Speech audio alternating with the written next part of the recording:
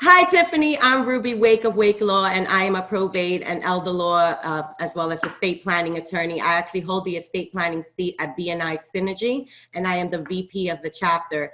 I took the Room Full of Referrals course about a year and a half, maybe 2 years ago with Jason Avery, and it has been absolutely instrumental to the way that I approach selling my packages to my clients. Although I don't like to think of myself as a salesperson, there is, to a certain extent, a sales component to what I do. So I learned that I was a promoter. I'm very animated by nature. I'm excited. I laugh and smile often.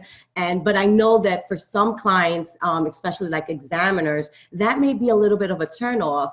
I'm also a big storyteller, and for a go-getter, they like to get straight to the point. So the course allowed me to identify what personality my clients or my potential clients are, and adapt my own style of speech, my own style of sales to match that person's personality. And that has just been amazing in allowing me to close on the deals, because I know that I have to sort of approach things in different ways for different people. So clients appreciate that.